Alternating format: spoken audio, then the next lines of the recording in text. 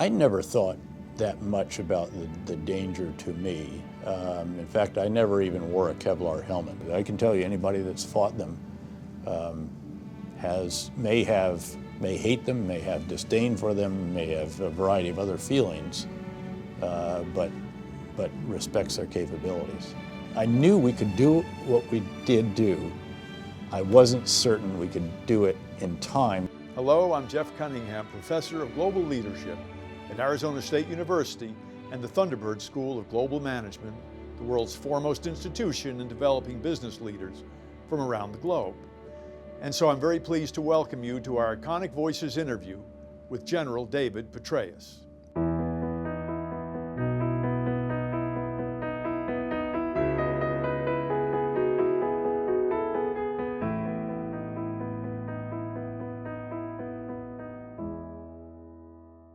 If you had $1 for every time someone said, "Tell me how this ends," what was going on and what were you thinking?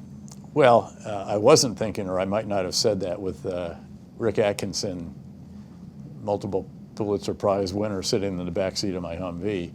But I mean, what happened was we're in the fight to Baghdad, and fairly early on, I realized this may not go quite the way people have envisioned it. And I'd actually asked before, on the eve of going in, when they had a big gathering of people, I said, could you tell me again what happens after we get to Baghdad and take down the regime? And one of the civilian, actually a retired general, stood up from the Office of Reconstruction and Humanitarian Assistance and said, you just get us to Baghdad, Dave, we'll take it from there. And I realized fairly early on, with our experience in Najaf, the first city, major city, I think, in Iraq that was liberated, that this is non-trivial. And by the way, that's in a Shia Arab predominant area. Imagine what it's going to be like when we get to Shia, Sunni, Kurds, Christians, Shabak, Yazidis, and all the Turkmen and all the others. And that's where, I sort of asked, tell me how this ends. If you can recount, you were with your wife Holly in California, I think on your way to visit your father, and you got a call from Secretary of Defense Gates. I needed to go see my father. I recognized that there was a possibility that this might be the last time I would see him. So we went out there, and we're literally driving from LA airport out to Santa Clarita, where he was in a assisted living home near my sister.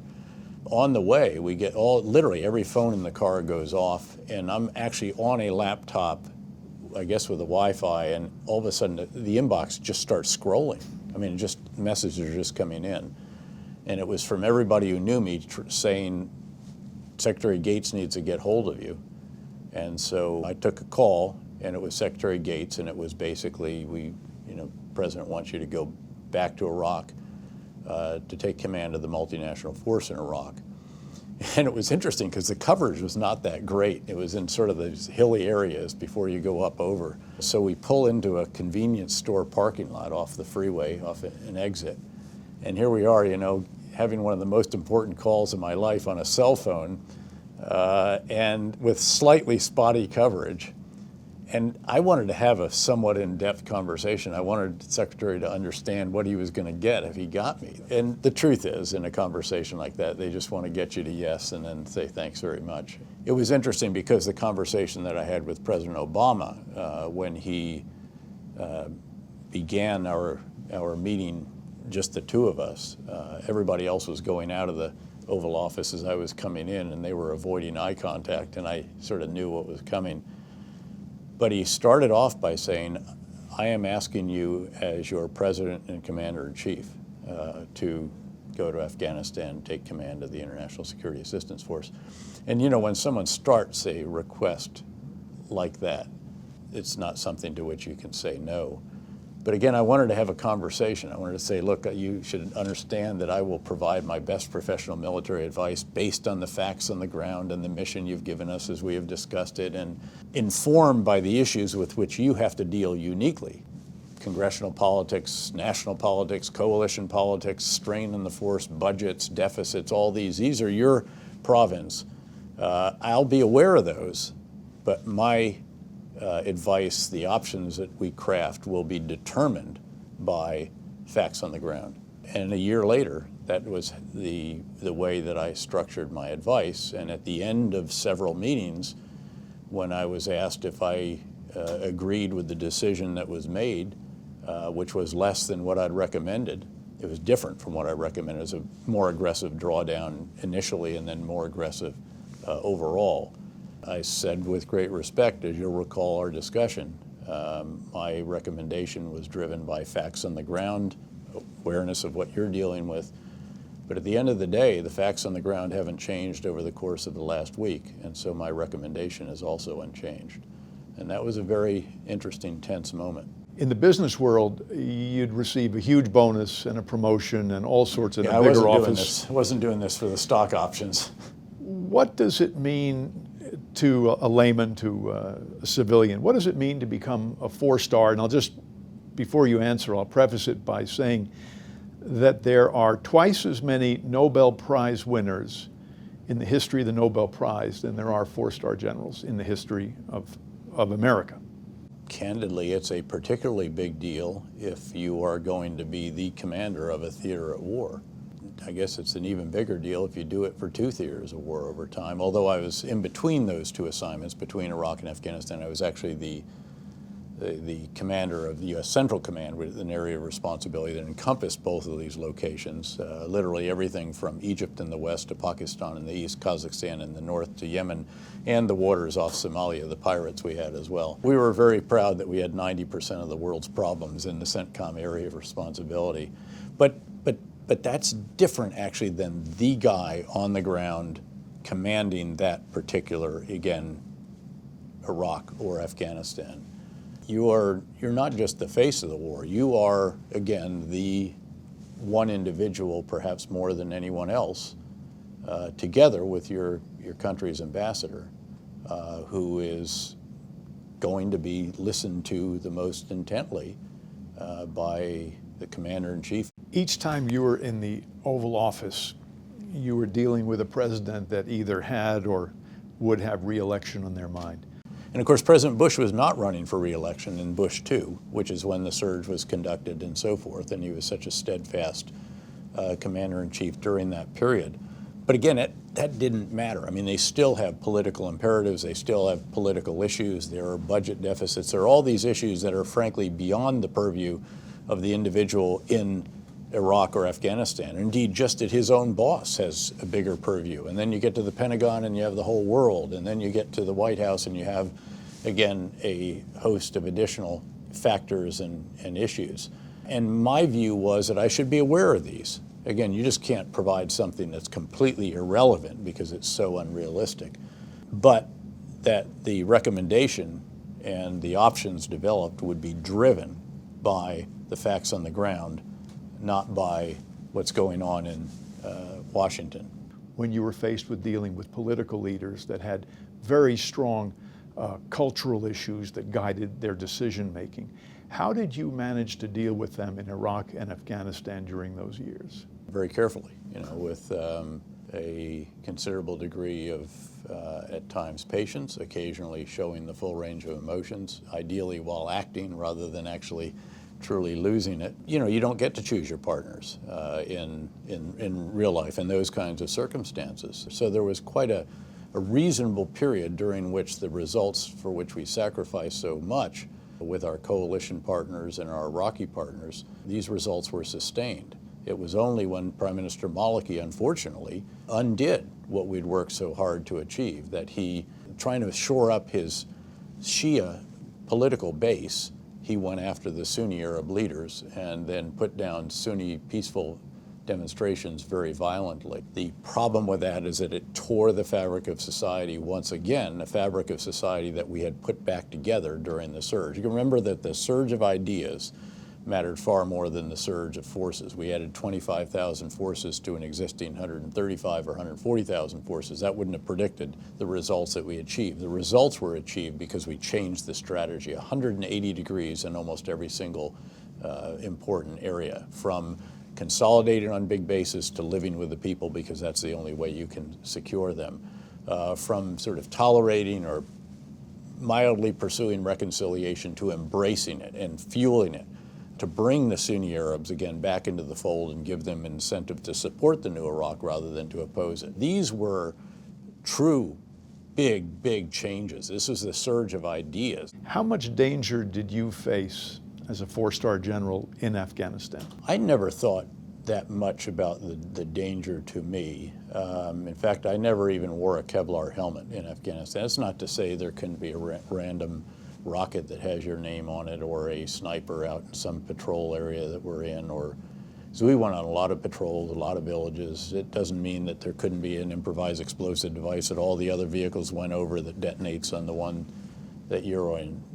But this is not closing with and destroying the enemy as our troops on the ground were doing. As our son, who was at the time a second lieutenant and the platoon leader of an airborne infantry platoon in the 173rd Airborne Brigade, was doing on a fairly frequent basis. That was, frankly, the dangers with which I had to contend were far more in the political realm. When I was a two-star general in Iraq, during the fight to Baghdad, there were a couple of close calls, if you will, not that close, but close enough. And there was one in particular where we were in our Humvee, which in those days was completely unarmored. I mean, just had cloths. I think we may have had the doors off even. And we were just driving, following the brigade commander, who was the main effort in the fight, that particular fight. This is our third really big battle. We'd liberated the city of Najaf. That was all three brigades, city of about 500,000 or 600,000, the holiest city in Shia Islam. City of Karbala, the second holiest, and then this was the third big one, the city of Hilla, in the province of Babel, by the way, biblical Babylon. And all of a sudden, the convoy got hit, and one of the trucks got shot up, and tires were, and a command sergeant major hopped out of a vehicle, the brigade command sergeant major, and saw exactly where the bad guys were. They were right in a little low ground, right off the edge of the road, and hit them with grenades. And it was quite an act of courage.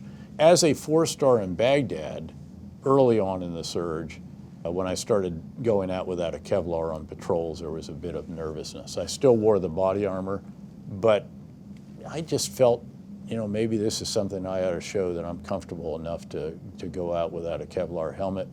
It's also 120 degrees, and you're baking in there anyway. But there were concerns about snipers there because you're in these markets with several story buildings on either side. You never know what's going to be. And in some cases, right after there have been suicide bombings and this kind of stuff. These are at best immature democracies that we speak of, and in some respects, the culture doesn't embrace democracy. It's got to be their form of democracy. When I was actually in the very beginning, when I was there as a two-star general commanding the 101st Airborne Division, where we did the fight to Baghdad, we had a very conventional fight and destroyed the forces of the regime, where they disintegrated. Both Saddam and his regime are toppled, and then we were deployed up to the north, not a place we'd expected to go, to the very difficult city of Mosul in Nainawa province, which was literally in flames when we got up there. There were terrible looting, terrible violence. The small Marine detachment that was in there, less than a battalion, had a very serious confrontation with a riot in which 17 Iraqis were killed. So this is a very combustible situation. And we blanketed it as quickly as we could with our forces. And then we very quickly got an Iraqi government, a transition government, an interim government that was, and our goal was to be representative of all the major elements in Nainawa province, all the districts, all the tribes, all the ethnic groups, the sectarian groupings, et cetera, and then to be as responsive as possible to the people. So again, the key was representative and responsive. And again, how that ultimately worked out is a bit up to them. And that worked for quite a while. It especially worked when we were given the authority to conduct a test, really, with reconciliation as early as 2003, because once we did de-Baathification without a reconciliation process agreed, that was a huge blow to what we'd achieved. and then you fire the military without telling them what their future is, again, a double blow. And those set us back very, very significantly.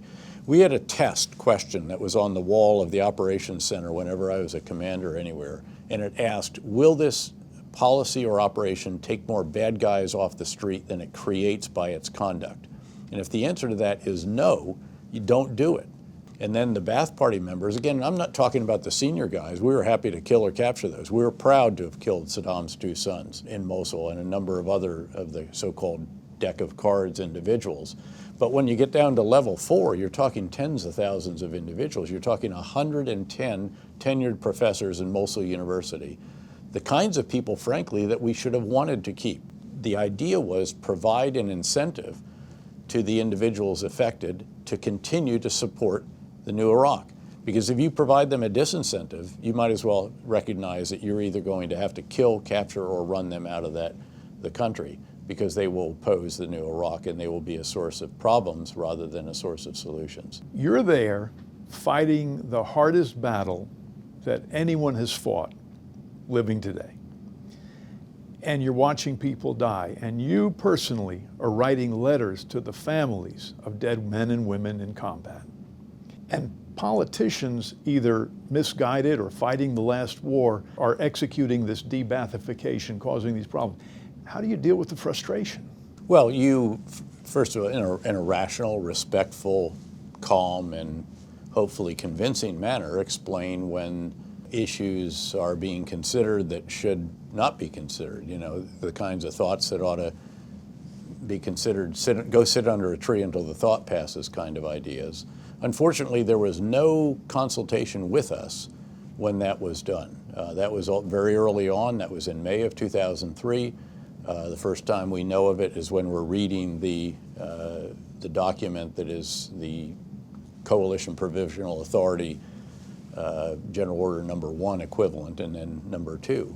Again, if we could have had some consultation, that would have been very, very useful. Ambassador Bremer himself, the Coalition Provisional Authority head, acknowledged that his biggest short failure, if you will, was not having an agreed reconciliation process.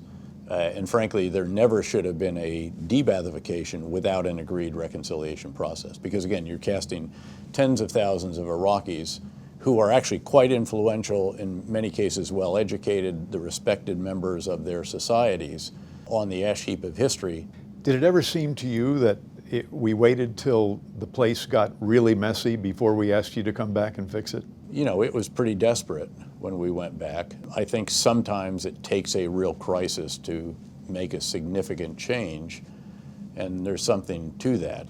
I mean, the country was on the verge of an all-out sectarian civil war. The level of violence had just gotten higher and higher and higher throughout 2006, starting with the bombing by al-Qaeda in Iraq of the Sunni extremists of a very important Shia shrine in a Sunni area, but an area that had been preserved and protected by Sunnis because they knew that their Shia brothers saw that as the number 3 or number 4 shrine in the country when it came to these holy sites. And when that was blown up, it set off a cycle of violence that just spiraled further and further and further out of control. Can you connect the lines between that period and ISIS? The al-Qaeda in Iraq elements and the Sunni insurgents that we were battling on the Sunni side became the core of ISIS of the future.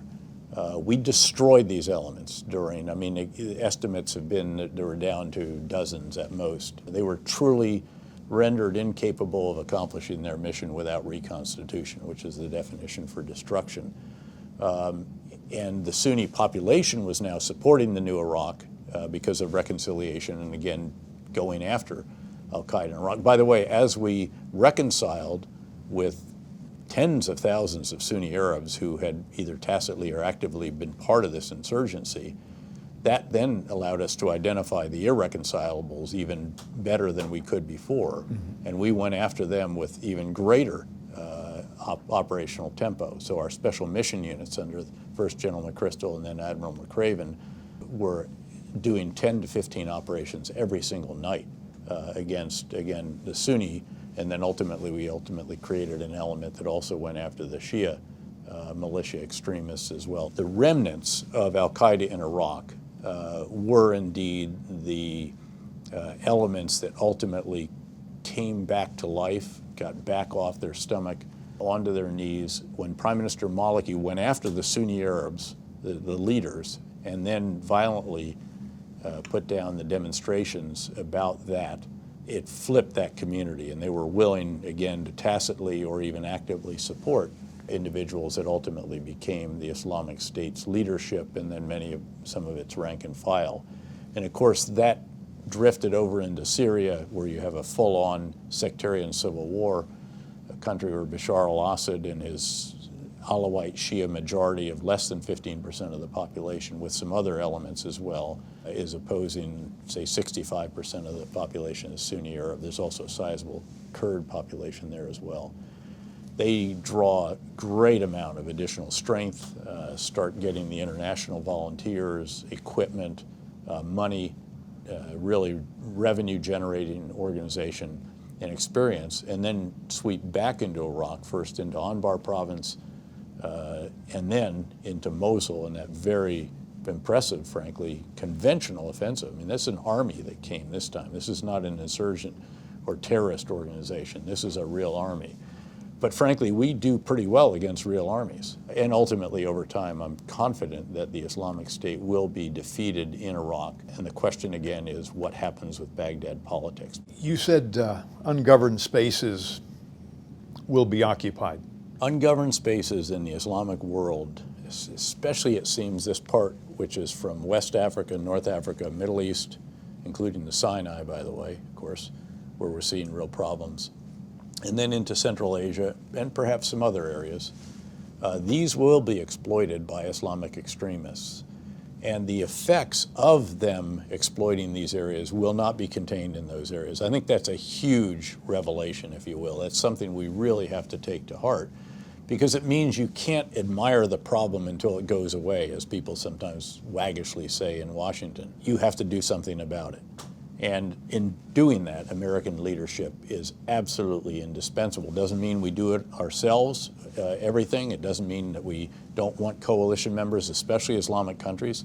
You know, if you're going to defeat Islamic extremists, you want as many Muslim allies as you can possibly get. And oh, by the way, Islamic extremists are an even bigger threat to Islamic countries. These are significant threats. And again, we have to lead at the end of the day, because the capabilities that we have are just completely unmatched. You could have all the allies and partners together, can't come close to what it is that we can provide when it comes especially to this armada, again, of intelligence, surveillance, and reconnaissance assets, drones, manned and unmanned aircraft, precision strike capabilities, and perhaps most importantly, the industrial strength ability to fuse intelligence from big data and the techniques that are required, the applications, the databases, the storage, and so forth. Now, the other big issue here is that this is going to take a long time. And so I think we now acknowledge that this is a generational struggle. It's not just a marathon, much less a sprint. It's an ultra-marathon. It's a true endurance race. And that should inform us as we are conducting our activities so that we are as absolutely cost-effective, that we are limiting to the extent possible the loss of our young men and women and the expenditure of our money and use of our resources.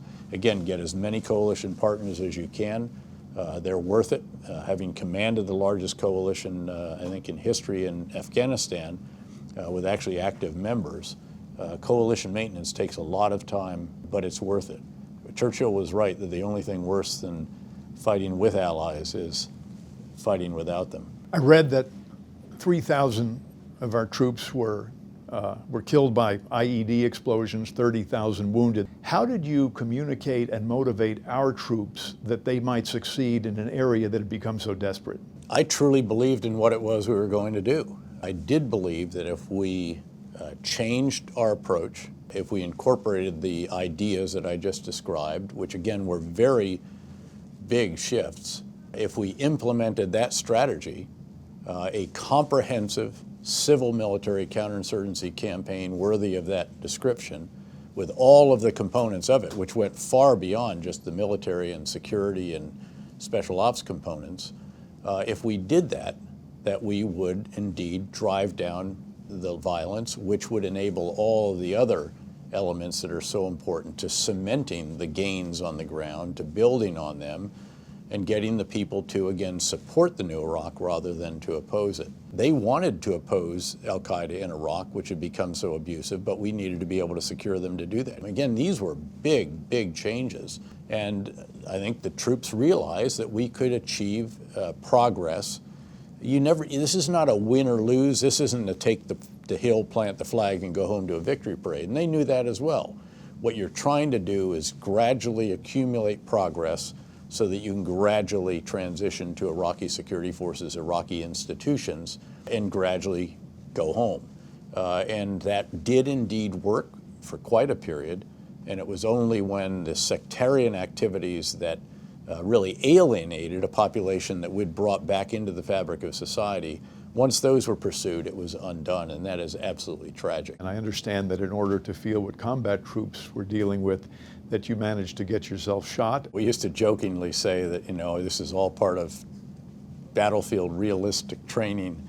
But yeah, we had a very aggressive live fire program in the 101st Airborne Division when I was a battalion commander and beyond, including when I was privileged to command the division. In one of these, anyway, I was actually following it, walking behind a particular rifle squad, and a soldier had knocked a bunker out with a grenade, spun out of it, tripped on the top step, and his rifle came down, and we think he's tensed like this, because he actually was knocked out momentarily, squeezed off a round and went right through my chest. I was actually standing next to a Brigadier General Jack Keane, who ultimately was a four-star general, ultimately commanded the division as well. A great mentor of mine over the years, tremendous mentor, and was the one person in the Oval Office with President Bush in late December who said, we need to surge.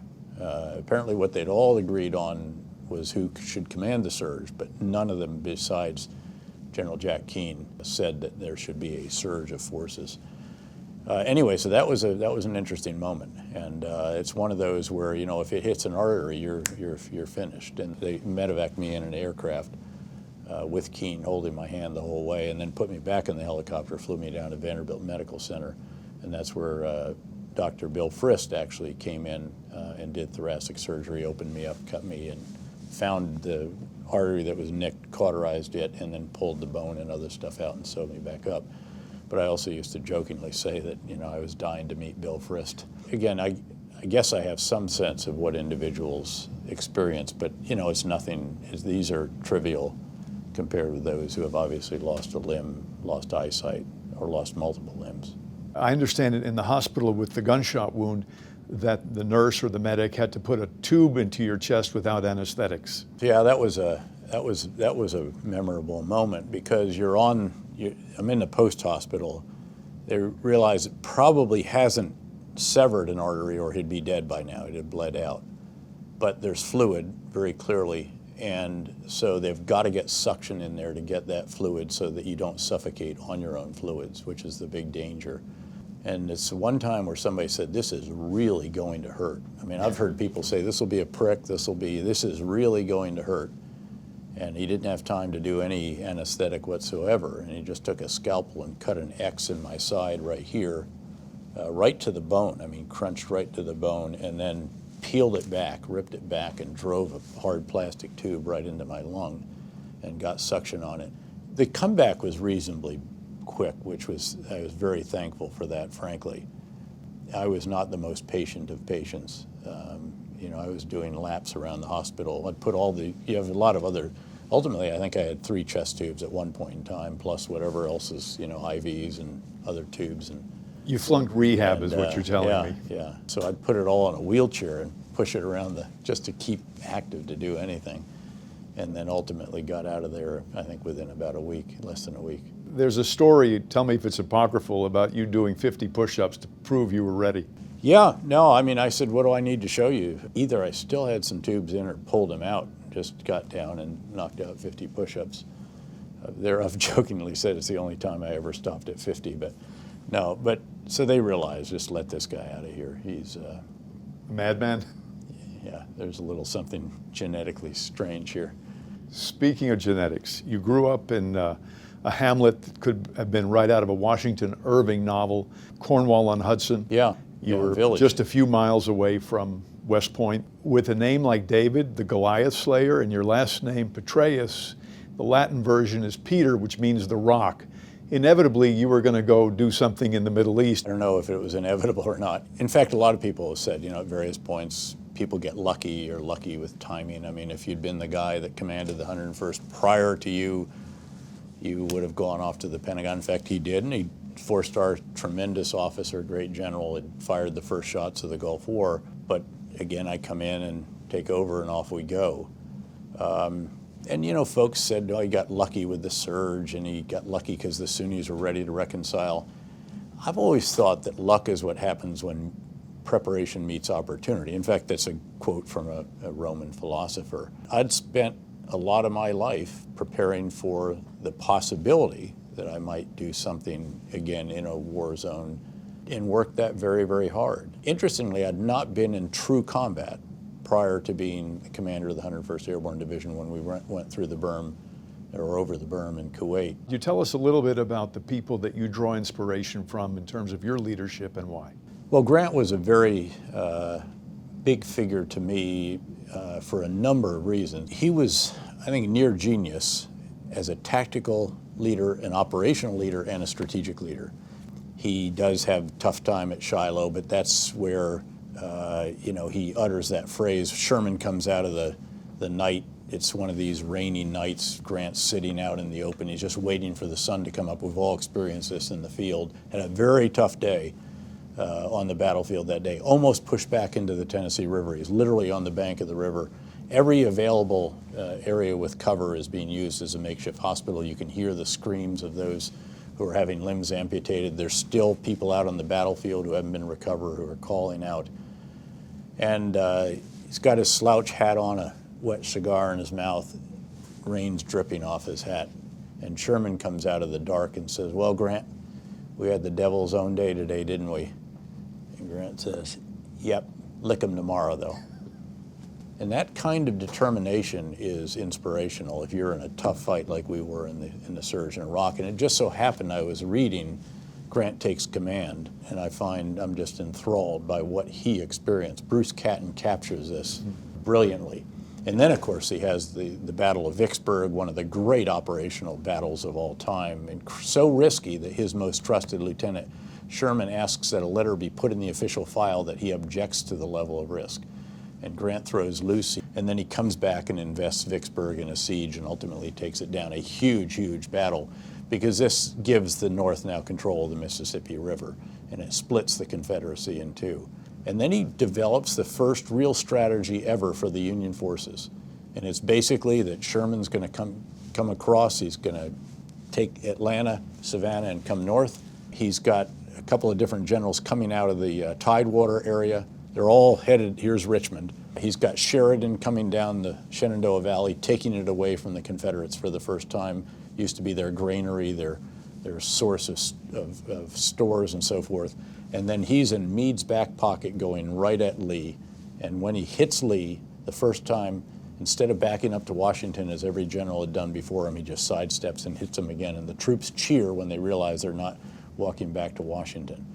And he writes to Lincoln and he says, I intend to fight it out all summer on this line if that's what it takes.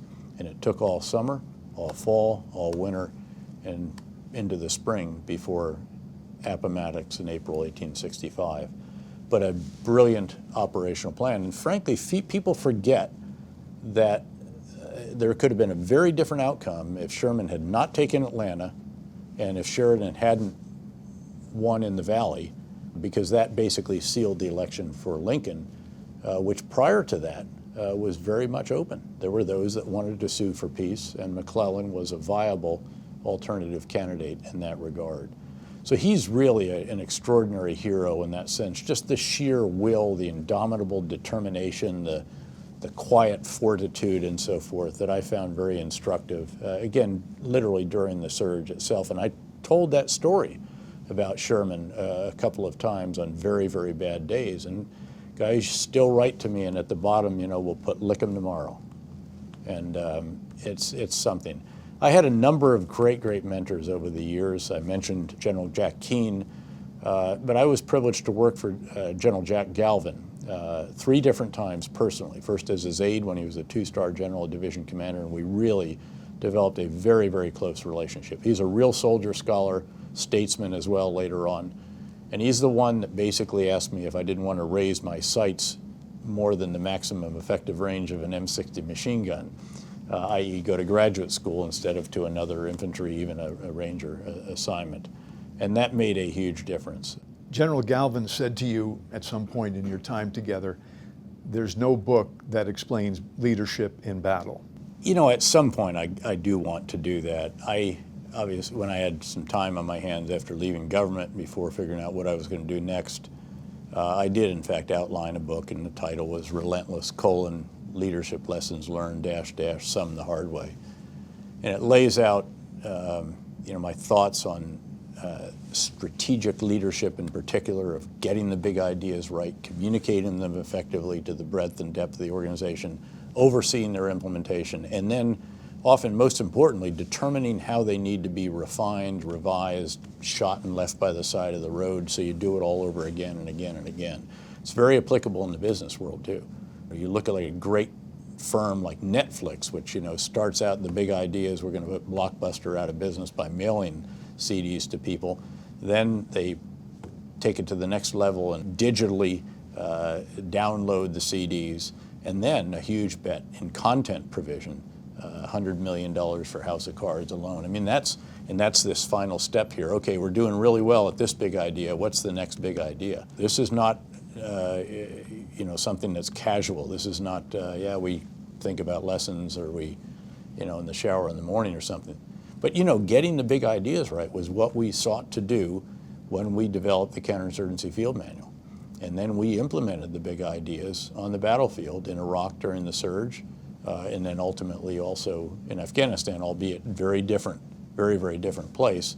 I'm wondering, what was it that you brought to the party that made you a conquering warrior? I'd like to think that I, at least at that point in time, in that the final 19 and a half months at least, where I was privileged to command the SIRS, that at least I had a sense of what Iraq was, an understanding of the human terrain, if you will, of how it was supposed to work, how it did work, of the different sects, ethnicities, tribes, political parties, institutions, and so forth.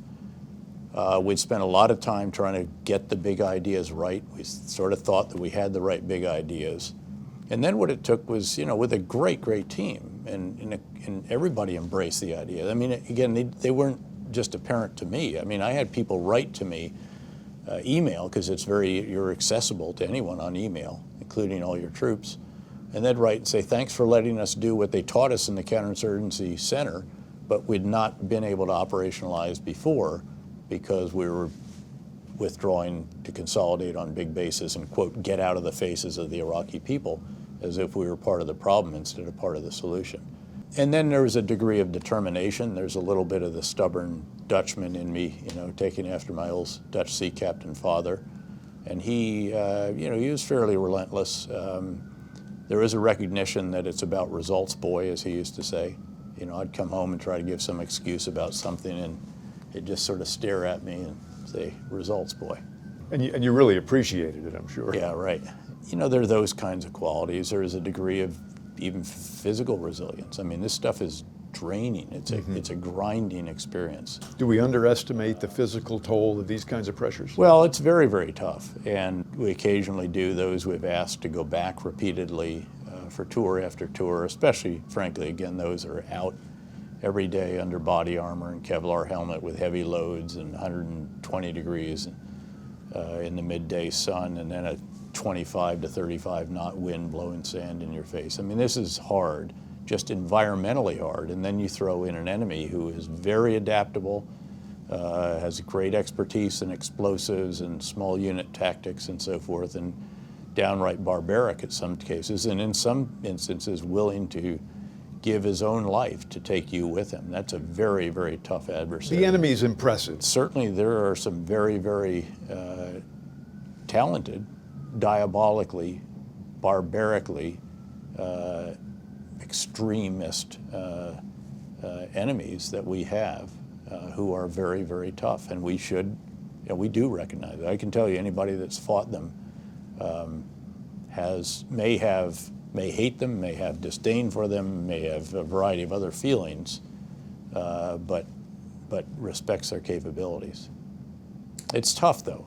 I remember there was a certain point in Iraq where you deal with this day in, day out, and you have no peers. You're the only four-star there, and every now and then some friend or General Keane or the chairman or some of the SecDef will come in, and you can sort of unburden yourself a tiny bit, but even then you're holding back. And I remember after some real tough stretch, I guess it was in the late summer of 2000, although it was starting to turn, but it was still just grindingly difficult. And you get political battles, the prime minister, the members of the parliament, all kinds of issues that you're dealing with.